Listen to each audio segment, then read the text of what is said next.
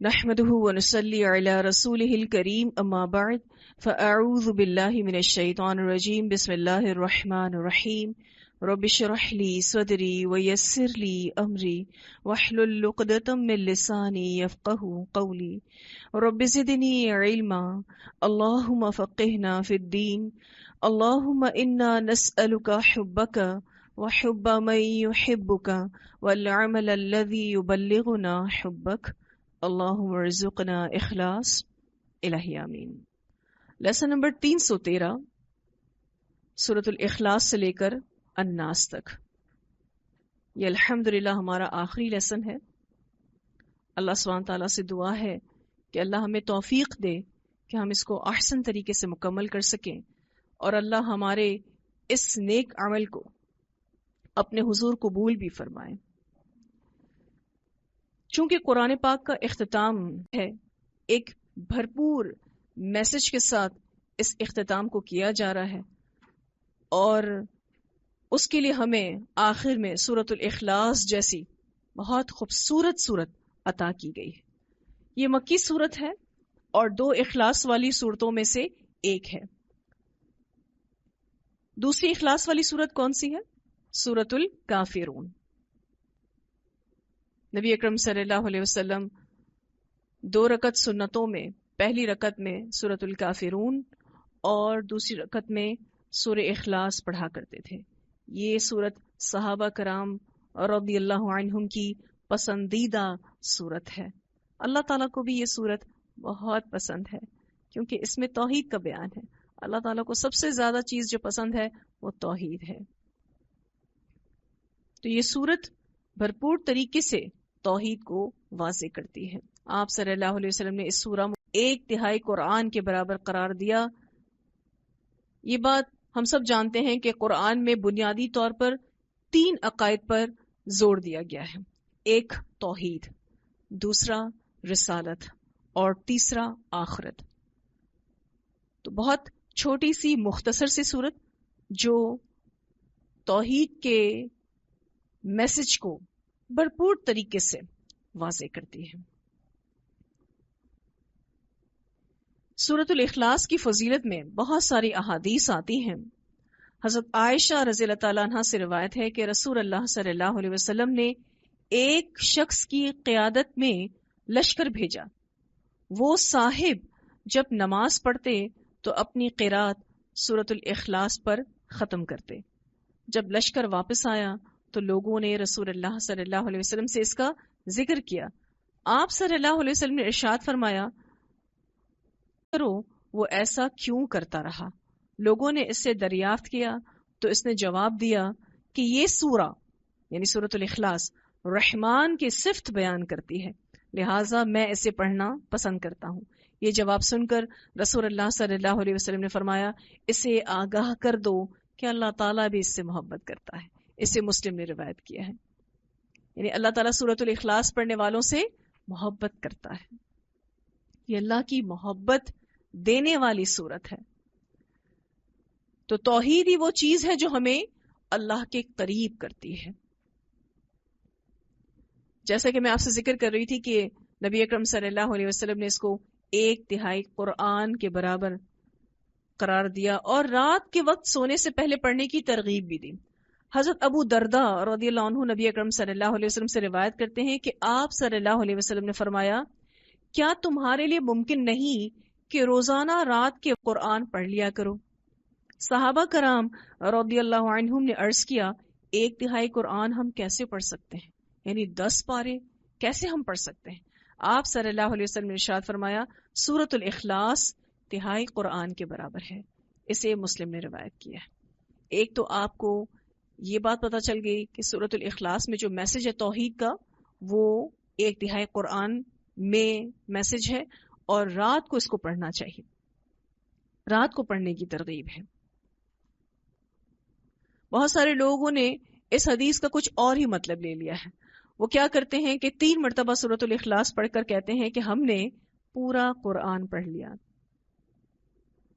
تو اس حدیث سے یہ فہم نکلتا ہے، بات تو اس میں یہ ہو رہی ہے کہ 1/3 قرآن کا جو موضوع ہے وہ توحید ہے، اور وہ پورا کا پورا سم اپ کر دیا گیا ہے کس میں؟ سورۃ الاخلاص میں. اس لیے اس کو برابر قرار دیا گیا ہے. سورۃ الاخلاص سے محبت اور اس کی کثرت سے تلاوت جنت میں جانے کا سبب بنے گی. اس بارے میں بھی ایک روایت آتی ہے. حضرت ابو ہریرہ رضی اللہ عنہ کہتے ہیں کہ میں رسول اللہ صلی اللہ علیہ وسلم کے ساتھ تھا. آپ صلی اللہ علیہ وسلم نے ایک آدمی کو سورۃ الاخلاص پڑھتے ہوئے سنا تو آپ صلی اللہ علیہ وسلم نے فرمایا اس کے لیے واجب ہو گئی. حضرت ابو ہریرہ رضی اللہ عنہ کہتے ہیں میں نے پوچھا کیا واجب ہو گئی؟ آپ صلی اللہ علیہ وسلم نے ارشاد فرمایا جنت اس کے لیے واجب ہو گئی. اسے ترمذی نے روایت کیا ہے.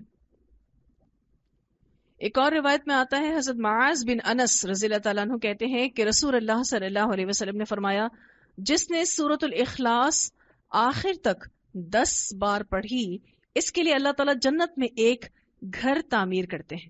اسے مسند احمد نے روایت کیا ہے. اگر آپ 10 دفعہ سورۃ الاخلاص آپ کے لیے ایک گھر جنت میں اللہ تعالیٰ بنا دیتے ہیں.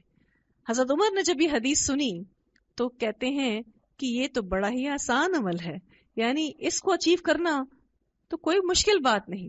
تو آپ صلی اللہ علیہ وسلم نے فرمایا کہ اللہ تعالیٰ تم کو اجر دینے میں بھی پھر پیچھے نہیں ہٹے گا. تم عمل کرتے جاؤ، اللہ تعالیٰ تمہیں اجر دیتا جائے گا. اس سورہ کے سورۃ الفاتحہ کی طرح کئی نام ہیں. اس کو سورۃ التوحید بھی کہتے ہیں، سورۃ المانع بھی کہتے ہیں، الاساس بھی کہتے ہیں، النجات بھی کہتے ہیں اور امان بھی کہتے ہیں. اس کا سبب نزول یہ بیان کیا گیا ہے کہ مشرکین مکہ نے نبی اکرم صلی اللہ علیہ وسلم سے کہا کہ اپنے رب کا نسب بیان کرو، تو اللہ تعالیٰ نے اسے مسند احمد نے روایت کیا ہے. تو اس مختصر سورہ میں اللہ تعالیٰ کا بہترین تعارف بیان کیا گیا ہے اس کی شان کے مطابق. قل کہہ دیجئے، یعنی آپ صلی اللہ علیہ وسلم کہہ دیجئے هو اللہ، وہ اللہ، احد ایک ہے. آپ صلی اللہ علیہ وسلم کہہ دیجئے کہ وہ اللہ ایک ہے. احد کا جو یہاں لفظ استعمال ہوا ہے بمعنی لا ثانی، بے نظیر، یکتا، the one and only، یعنی وہ اللہ واحد ہے، احد ہے، اس کا کوئی نظیر، کوئی وزیر، کوئی شریک، کوئی شبیہ اور کوئی برابری کرنے والا نہیں ہے. یہ لفظ اللہ کے سوا کے لیے استعمال نہیں ہو سکتا کیونکہ اللہ اپنی تمام صفات اور افعال میں کامل ہے. قل هو اللہ احد، کہہ دیجئے وہ اللہ ایک ہے. قرآن کا اصل پیغام ہی یہی ہے کہ اللہ ایک ہے. تو واضح طور پر اس آیت میں بتا دیا گیا کہ اللہ صرف ایک ہی ہے، دو نہیں ہے. جیسا کہ مجوسیوں کا عقیدہ ہے کہ نیکی کا خدا یزدان الگ ہے اور بدی کا خدا ارحمن الگ ہے. اسی طرح عیسائیوں کے عقیدے کی بھی تردید ہے. وہ یہ کہا کرتے تھے کہ 3 خدا ہیں، تو وہ 3 بھی نہیں ہیں. عیسائیوں کا عقیدہ آپ سب جانتے ہیں نا. وہ یہ کہتے تھے کہ 3 خدا ہیں، ایک باپ ہے، ایک بیٹا ہے اور ایک روح القدس.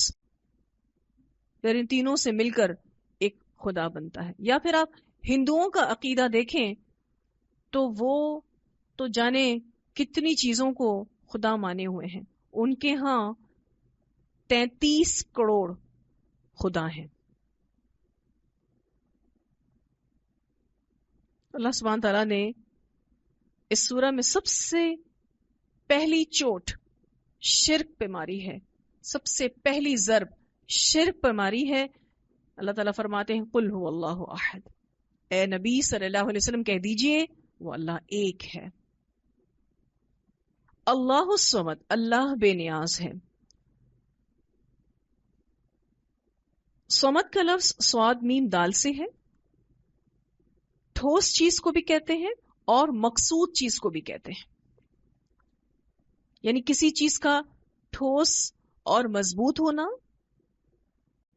لوگ ہر طرف سے اس کی طرف کسرت کریں. صمد ایسی ذات کو کہتے ہیں جو خود تو مستقل اور قائم ہو، وہ کسی کا محتاج نہ ہو، مگر دوسری سب مخلوق اس کی محتاج ہو. اللہ الصمد، وہ جس کی طرف تمام مخلوقات اپنی حاجتوں اور اپنے مسائل کے لیے رجوع کریں. ابن عباس اس کا بڑا خوبصورت مطلب بتاتے ہیں.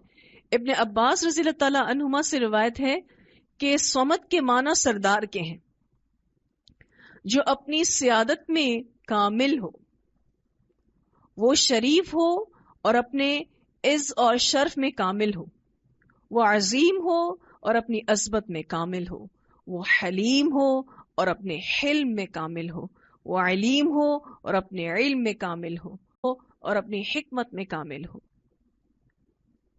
یعنی جو شرف اور سعادت کی تمام صفات ہیں وہ اس میں کامل ہوں. ابن جریر رحمہ اللہ کہتے ہیں کہ صمد اسے کہتے ہیں جس نے نہ جنم دیا ہو اور نہ اسے کسی نے جنم دیا ہو، جس کی وضاحت انشاءاللہ آپ آگے ہی پڑھیں گے. لم یلد ولم یولد. تو ابن جریر کہتے ہیں کہ صمد اسے کہتے ہیں کہ جس نے نہ جنم دیا ہو اور نہ اسے کسی نے جنم دیا ہو، کیونکہ جو پیدا ہوتا ہے اسے ایک نہ ایک دن مرنا ہے اور اس کا مال وارثوں میں تقسیم ہونا ہے. تو اللہ تعالی موت اور اپنی وراثت کی تقسیم سے پاک ہے. اب آپ اتنی چھوٹی سی آیت پڑھتے ہیں، اللہ الصمد، گہرا معنی ہے. ترجمہ اردو میں تو بہت مختصر سا کر دیا جاتا ہے کہ اللہ بے نیاز ہے، لیکن صمد کا لفظ بڑا ہی گہرا ہے. اچھا، بے نیاز کے لیے عربی زبان میں غنی کا لفظ بھی آتا ہے، اور اس کی ضد فقیر ہے. غنی اس شخص کو کہتے ہیں جسے کسی دوسرے کی کوئی محتاجی نہ ہو، لیکن یہ لفظ صرف مال و دولت کے معاملے میں بے نیاز ہونے کے لیے استعمال ہوتا ہے، کیونکہ غنی شخص یعنی دولت مند شخص. ٹھیک ہے. اچھا، غنی اس شخص کو بھی کہہ دیتے ہیں کہ جس کے پاس اتنا مال ہو کہ وہ اچھے سے زندگی گزار سکتا ہو، اس کو بھی کہتے ہیں. لیکن صمد کا جو لفظ ہے اس میں جو بے نیاز ہونے کا معنی آتا ہے وہ بڑا ہی گہرا ہے. اللہ تعالی کھانے پینے سے بھی بے نیاز ہے، سونے اور آرام کرنے سے بھی بے نیاز ہے، پھر وہ اپنی زندگی اور بقا کے لیے بھی کسی کا محتاج نہیں. لیکن باقی سب مخلوق ایک ایک چیز کے لیے اس کی محتاج ہے، خواہ وہ رزق ہو، صحت ہو، زندگی ہو، شفا ہو، اولاد ہو، کوئی بھی مسئلہ ہو، کوئی بھی حاجت ہو، ساری مخلوق اس کی محتاج ہے. یہاں تک کہ ہم سب اپنی بقا کے لیے بھی اللہ کے محتاج ہیں. ایک قدم بھی ہم اللہ تعالی کی مرضی کے بغیر نہیں اٹھا سکتے. پھر کوئی بھلائی کی بھی ایسی بات نہیں کہ جس کے لیے مخلوق اپنے خالق کی محتاج نہ ہو. تو صمد ایسی ذات جو خود قائم ہو، وہ کسی کا محتاج نہ ہو، لیکن دوسری ساری مخلوق اس کی محتاج ہو. اللہ الصمد، جس کو کوئی زوال نہ ہو، جس پر کوئی آفت نہ آئے، جس میں کوئی عیب نہ ہو. یہ سارے معنی اس صمد لفظ میں آتے ہیں. لم یلد، نہ اس نے جنا، ولم یولد، اور نہ وہ جنا گیا، یعنی نہ اس سے کوئی چیز نکلی ہے اور نہ وہ کسی چیز سے نکلا ہے. کیونکہ جب تک اس بات کا اقرار کوئی نہیں کرتا نا تب تک وہ شرک سے پاک نہیں ہو سکتا. لم یلد ولم یولد. اس بارے میں بہت ساری روایت آتی ہیں. سیدنا ابو ہریرہ رضی اللہ عنہ بیان کرتے ہیں کہ رسول اللہ صلی اللہ علیہ وسلم نے فرماتا ہے کہ ابن آدم نے مجھے جھٹلایا حالانکہ اس کے لیے یہ مناسب نہیں، اور اس نے مجھے گالی دی حالانکہ یہ بھی اس کے لیے جائز نہیں. اس کا مجھے جھٹلانا تو یہ ہے کہ وہ کہتا ہے کہ جس طرح پہلی بار اللہ تعالیٰ نے مجھے پیدا کیا ایسے ہی پھر نہیں لوٹ آئے گا، یعنی بعد سے بعد الموت نہیں ہوگا، حالانکہ میرے لیے اسے دوبارہ پیدا کرنا اس کے پہلی مرتبہ پیدا کرنے سے زیادہ مشکل نہیں. اس کا مجھے گالی دینا یہ ہے کہ وہ یہ کہتا ہے کہ اللہ کی اولاد ہے، حالانکہ میں تنہا ہوں، میں بے نیاز ہوں، نہ میری اولاد ہے، نہ میرے ماں باپ، اور نہ مجھ جیسا کوئی اور. اسے بخاری نے روایت کیا ہے. ایک اور روایت میں آتا ہے نبی اکرم صلی اللہ علیہ وسلم نے فرمایا کہ اللہ تعالیٰ سے بڑھ کر تکلیف دہ باتیں سن کر صبر کرنے والا کوئی اور نہیں. لوگ اس کی اولاد بتاتے ہیں اور پھر بھی وہ انہیں عافیت اور تندرستی عطا فرماتا ہے اور انہیں رزق دیتا ہے. اسے بخاری شرک ہو رہا ہے. آپ دیکھیں اس کے باوجود بھی اللہ تعالیٰ ان کو رزق دیتا ہے، صحت دیتا ہے، عافیت دیتا ہے. ایک اور روایت میں آتا ہے نبی اکرم صلی اللہ علیہ وسلم نے فرمایا کان اللہ ولم یکن شیء قبلہ. اللہ تعالیٰ تھا اور اس سے پہلے کوئی چیز نہیں تھی. اسے بخاری نے روایت کیا ہے. اور جب آپ اسماء الحسنی پڑھتے ہیں تو اس کے آخر میں جو یہ بات آتی ہے لیس کمثلہ شیء، اس کے جیسا کوئی نہیں ہے. ولم یکن لہ، اور نہیں ہے اس کے لیے کفوا برابر کا، احد کوئی ایک بھی. یکن کا جو لفظ آیا ہے اس کے پاس اگر آپ یہ بات مینشن کر لیں کہ نہ تھا، نہ ہے اور نہ ہوگا، یعنی نہیں تھا اس کے لیے، یعنی اللہ تعالی کے لیے برابر کوئی ایک بھی نہ ہے نہ ہوگا. اس کی ذات میں، اس کی صفات میں، اس کے افعال میں اس کا ہمسر کوئی نہیں. کفوً کا جو یہاں لفظ آیا ہے کاف فا واو سے ہے. کپڑے کے اس ٹکڑے کو کہتے ہیں جو اس جیسے دوسرے ٹکڑے سے ملا کر خیمے کی پچھلی طرف ڈال دیا جاتا ہے، یعنی دوہرا کر دیا جاتا ہے. ہم پلہ، ہم پایا، ساتھی. اچھا بیوی کے لیے بھی یہ لفظ استعمال ہوتا ہے. مقابلے کا ہونا، اس کا جوڑ ہونا. تو یہاں پر واضح طور پر بتا دیا گیا وَلَمْ يَكُنْ لَهُ كُفُوًا أَحَدٌ، اللہ تعالیٰ کا کوئی بھی ہمسر نہیں، برابر نہیں. جیسا کہ ہم پڑھتے ہیں لَيْسَ كَمِثْلِهِ شَيْءٌ، اس جیسا کوئی نہیں. تو بہت ہی خوبصورت سورہ، بہت ہی پیاری سورہ. اللہ تعالیٰ کا بہترین تعارف اس کی شان اور عظمت کے ساتھ بیان ہوا. یہ سورت آپ کو شرک سے پاک کرتی ہے، اس لیے اس کو سورۃ الاخلاص کہا جاتا ہے. تلاوت سنتے ہیں اس سورہ کی. اعوذ باللہ من الشیطان الرجیم، بسم اللہ الرحمن الرحیم. قل هو اللہ احد اللہ الصمد لم یلد ولم یولد ولم یکن له کفوا احد. اب بتائیے کہ کب ہم نے سورۃ الاخلاص کو اس گہرائی کے ساتھ سمجھ کر اور محسوس کر کر پڑھا ہے. جب اس سورت کو سمجھ کر پڑھیں گے تو صحیح معنوں میں اللہ تعالیٰ کی محبت محسوس ہوگی اور اس سورت سے بھی محبت محسوس ہوگی.